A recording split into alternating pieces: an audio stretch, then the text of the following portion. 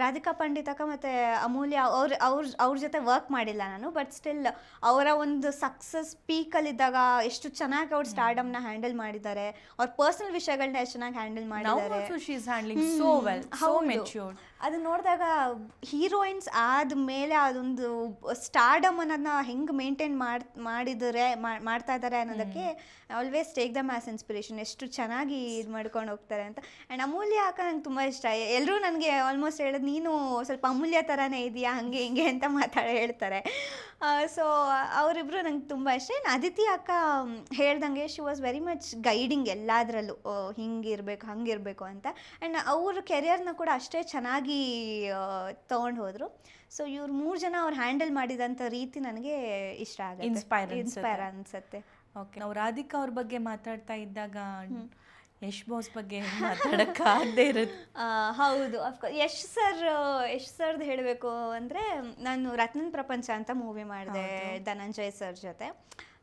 ಅವತ್ತು ನಂದು ಡಬ್ಬಿಂಗ್ ನಡೀತಾ ಇತ್ತು. ಯಶ್ ಸರ್ದು KGF 2 ಡಬ್ಬಿಂಗ್ ನಡೀತಾ ಇತ್ತು, ಸೇಮ್ ಅದೇ ಸ್ಟುಡಿಯೋದಲ್ಲಿ. KGF 1 ಆಲ್ರೆಡಿ ರಿಲೀಸ್ ಆಗೋಗಿತ್ತು.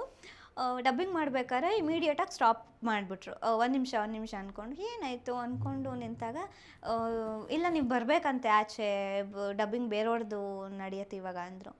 ಅಯ್ಯೋ, ಇನ್ನು ಒಂದೇ ಒಂದು ಸೀನ್ ಆಗೋಗಿದ್ರೆ ಮುಗ್ದೋಗ್ತಿತ್ತು. ಮತ್ತೆ ಮನೆಯಿಂದ ಬಂದು ನೆಕ್ಸ್ಟ್ ಡೇ ಮತ್ತೆ ಡಬ್ಬಿಂಗ್ ಮಾಡಬೇಕಲ್ಲ ಅಂದ್ಕೊಂಡು ಬಂದಾಗ, ಇಲ್ಲ ಕಂಟಿನ್ಯೂ ಮಾಡ್ಬೋದಂತೆ, ಮಾಡಿಸಿ ಅಂತ ಅಂದರು. ಆಯಿತು ಅಂತ ನನ್ನ ಡಬ್ಬಿಂಗ್ ಮುಗೀತು ಅಂತ ಮುಗಿಸ್ಕೊಂಡು ಬಂದೆ. ಆಮೇಲೆ ಆಚೆ ಹೋದಾಗ ಹೇಳಿದ್ರು, ಎಷ್ಟು ಸರ್ ವೇಟ್ ಮಾಡ್ತಾ ಇದ್ದಾರೆ ಆಚೆ, ಅದಕ್ಕೆ ಬೇಗ ಮುಗಿಸಿದ್ದು ಅಂತ. ಆವಾಗ ನನಗನ್ಸಿದ್ದು, ನಂದು ಡಬ್ಬಿಂಗ್ ಮುಗಿಯೋವರೆಗೂ ಎಷ್ಟು ಸರ್ ಪಾಪ ಅವ್ರು ವೇಟ್ ಮಾಡ್ತಾ ಇದ್ದಾರೆ ಅಂತ. ಅವ್ರು ಆ್ಯಕ್ಚುಲಿ ಬೇಗ ಬಂದುಬಿಟ್ಟಿದ್ರು ಅವ್ರ ಟೈಮಿಂಗ್ಸ್ಗಿಂತ.